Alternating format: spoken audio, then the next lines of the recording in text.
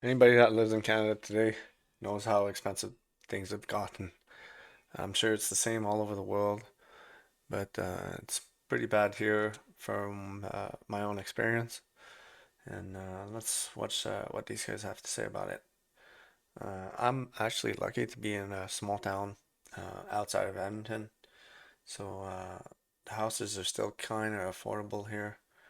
But everything else is going through the roof. And if you go into Edmonton, you can't even find an apartment for under $1,200 a month, plus all the bills, right? So, And cost of living. I was skipping meals because I was struggling to afford my food and my rent. 2 million Canadians had to use the food bank in 1 month alone. No wonder crime is rocketing after 8 years of Justin Trudeau.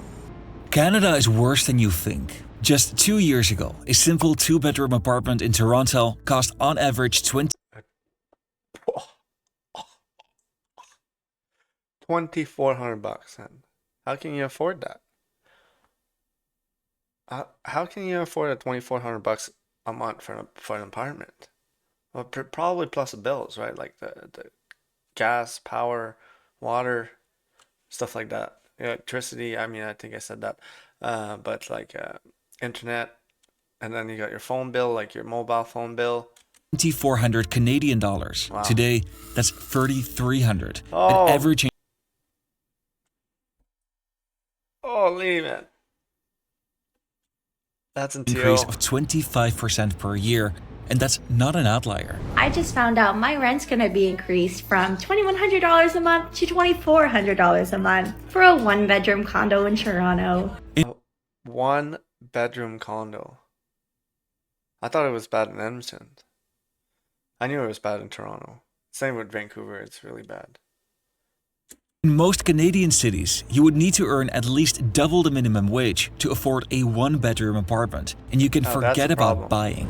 In major cities like Toronto and Vancouver, the minimum income that's required to qualify for a mortgage is double or triple the median household income. This makes buying even unattainable for the top 10% of earners. There is a housing crisis, a cost of living crisis, and now even an immigration crisis. This is a real change from the Canada I know and admire. It is a problem. What has happened? It's time for a change in this country, my friends, a real change! This is how living in Canada became impossible with hindsight. Canadians from all across this great country sent a clear message tonight. It's time for a change in this country, my friend. Yeah, the change went the opposite way that we were hoping. Friends, a real change. Justin Trudeau was first elected in 2015 with a message of positivity. This is what positive politics can do. He built his campaign on hope, and the media often drew comparisons with Obama in the United States. I want to say this. There was a lot of hope. Many of you have worried that Canada has lost its compassionate and constructive voice in the world. Well, we're back. On his first day in office, he entered a Montreal metro station to take selfies with commuters. The exchange went viral. The atmosphere was exuberant. There was a feeling of hope and positivity. Trudeau had the second highest approval rating of any. That is crazy, actually. The second highest rating of all time for Canada. Any new prime minister in Canada's history. To understand how his approval ratings have turned around so dramatically, why Canada is in a housing crisis, a cost of living crisis, and most surprisingly is now struggling with immigration, we need to go back in history. Canada is a nation of immigrants. That's right. In the mid-1800s, the population of Canada was almost entirely concentrated on the east coast, along the St. Lawrence River and the Great Lakes. To its west and north lay a vast and sparsely populated area that they wanted to populate. They used immigration as a tool to build their country. They attracted new people with a comprehensive marketing campaign. Build your nest in Western Canada was the message, calling it the new El Dorado. Boatloads of prospective migrants arrived in Canada and were vetted by migration officers. They were particularly eager to attract talented farmers. They could help Canada's westward expansion by settling uninhabited areas. They built villages and turned them into cities, attracting commerce and industry, over time strengthening Canada's grip on the West.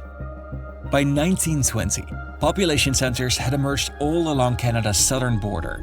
They grew from 3 million inhabitants to 9 million. These immigrants were selected on merit, but also on race. Canada wanted to maintain the status of a white man's country. But after World War II, these discriminatory practices came under scrutiny. Canada started to build its modern immigration system. This was based on a points system. Prospective immigrants were scored based on their age, education, training, and language skills. I don't think I've really heard too much about this point system. Basic philosophy is that immigrants are selected based on their merit and what they can contribute to the country. This system is still in place in Canada today, making it the oldest immigration system of any country in the OECD. An early challenge was that an increasingly large percentage of newcomers were family members. In 1971, economic migrants made up 73% and family members 21%. But a decade later, this had turned around. Family members were seen as unproductive consumers of welfare benefits, and this prompted the government to make entry requirements stricter. By 1995, the percentage had dropped to 36%. Canada vested a lot of power in the federal executive branch of government, which makes it possible to respond quickly to unwanted flows of migrants. They kept identifying weak spots and making improvements. And by the early 2000s, the system was hailed around the world as one of the best. Even Donald Trump had good things to say about it. Nations around the world, like Canada, have a merit-based immigration system. But what was I don't know why I like this guy. But maybe it's just orange. But I don't know. I like what he has to say often. Most impressive were Canada's exceptionally high levels of public acceptance. Immigration, until recently, wasn't a controversial issue. In 2018, 2/3 of Canadians believed that immigration was a good thing for their country, the highest level of any country in the OECD. I did believe that too. But that wouldn't last. Canadians are almost universally positively inclined towards immigration. We know that immigration is a source of strength and resilience and growth for our communities, and that's a wonderful thing we should be very, very... It is. But the problem is how many there is, how many people there is. Very proud of. Public opinion on immigration has shifted dramatically during the last years, from people feeling overwhelmingly supportive to most people feeling concerned. During the first 4 years under Trudeau, the population grew at a record pace, mostly because of immigration, and it slowed during the pandemic, and that's where the problem started. Canada was facing a host of challenges. One of them was a shortage of workers. There are difficulties in all major sectors, from construction to healthcare. Companies were just... You know, it's funny that they say that, but a lot of projects, there's not many jobs where I live here. A lot of problems is the big companies are looking for workers, but they don't want to pay, right? They want to pay minimum wage, and like you saw at the beginning, you can't live off minimum wage. Unable to find the people with the right skills. It's simple to me. Canada needs more people. This was the new Minister of Immigration. Canadians understand the need to continue to grow our population if we're going to meet the needs of the labor force. Fraser, like many before him, saw immigration as a tool to fix specific issues. The worker shortage, but also demographics. You know, immigration in Canada is not just something that we do, it's who we are. It's who we've always been. All across the Western world, the population is aging, and that is an issue. But in Canada, it is extreme. In 1971, there were 7 people of working age for each senior. In 2012, this was down to 4. The projection is that there will only be 2 workers for every retiree by 2036. Crazy. The number of Canadians that are over the age of I'll probably be retiring by that age, 2036, in 10 years, 12 years. I don't know. Probably not quite, but I'll be getting old anyways. 75 will double over the next 2 decades, while fewer people are entering the workforce. If we don't do something to correct this demographic trend, the conversation we're going to have 10 or 15 years from now won't be about labor shortages. It's going to be about whether we have the economic capacity to continue to fund schools and hospitals and public services that I think we too often take for granted. This inspired a radical new immigration plan.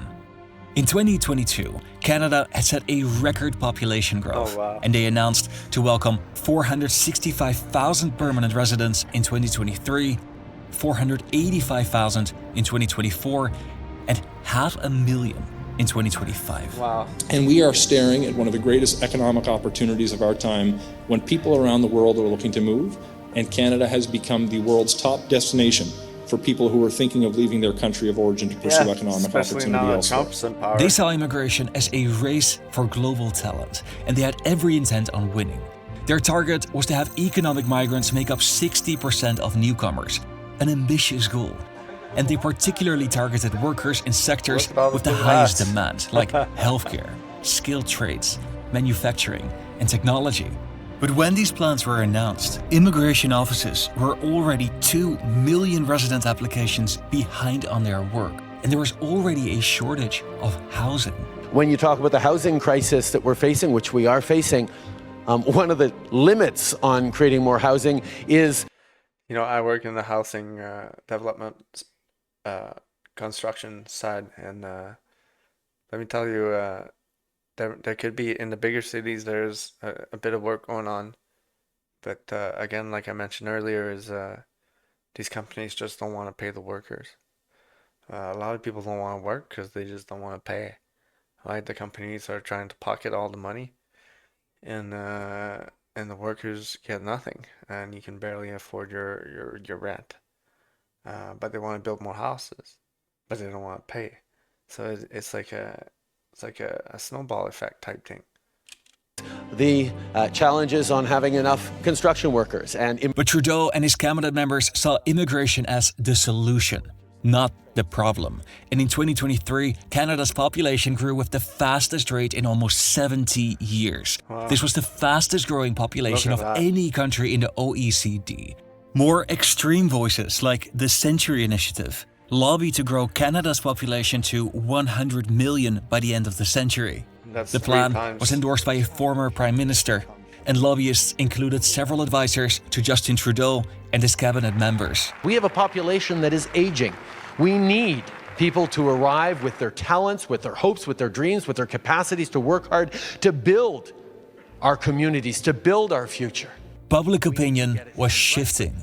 Whereas in 2022, 27% of people believed that there was too much migration to Canada, in 2023, this was up to 51%, and in 2024, to 58%. All right, well, behind me is the Take Back Canada March Against Mass Immigration.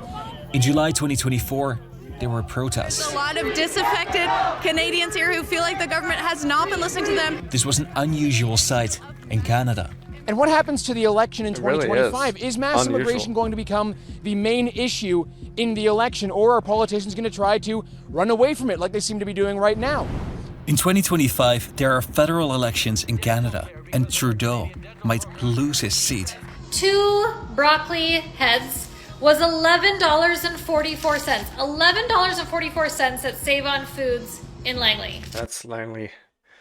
That's in Vancouver, near Vancouver, like near a big city. That's outrageous. $11. Like, we have a serious problem here in Canada. Just came to $218. How? The government likes to publish figures that show how the economy is growing. This is technically true, but the growth is primarily fueled by a growing population.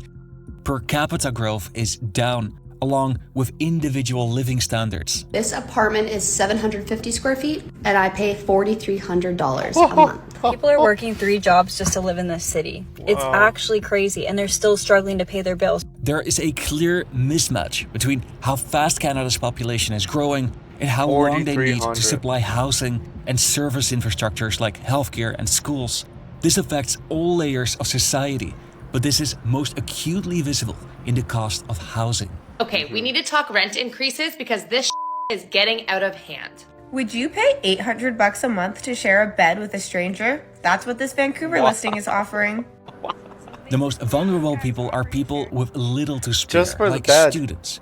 A story broke about 25 students that were living in one basement in Brampton, and it went viral. The mayor of the city responded that they've seen cases like these on a regular basis. Like this landlord who's renting out 6 beds on the floor with dividers between them for $325 each.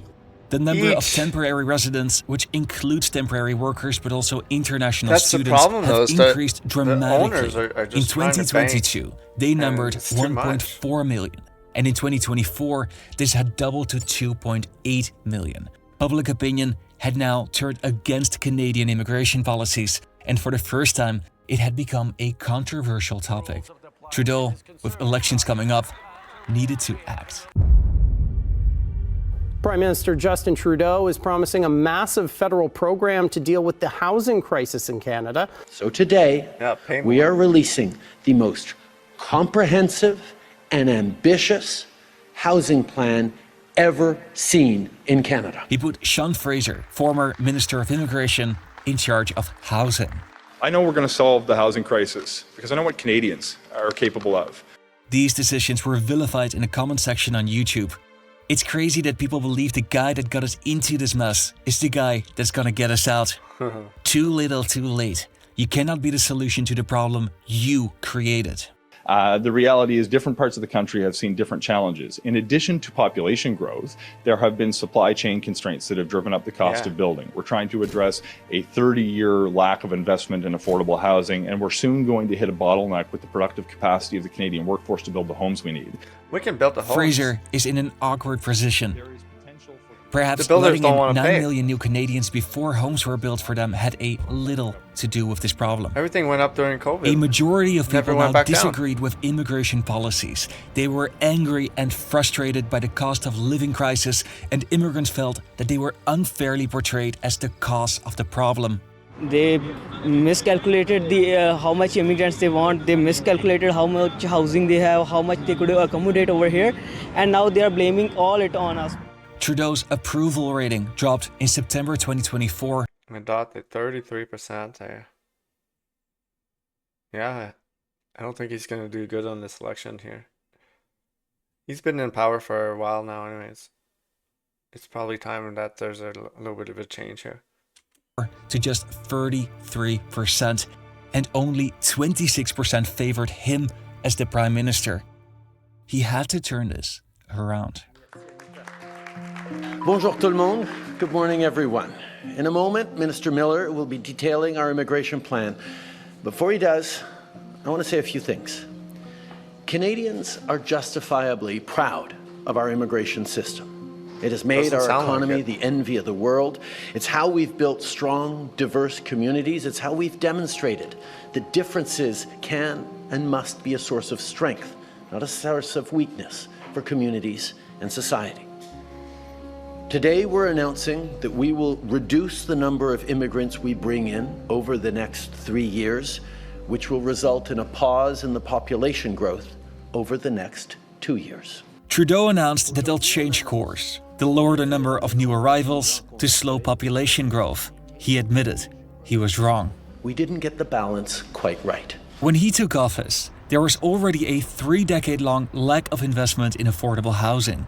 There were building challenges and supply chain issues, but as PM, he bears the burden of responsibility.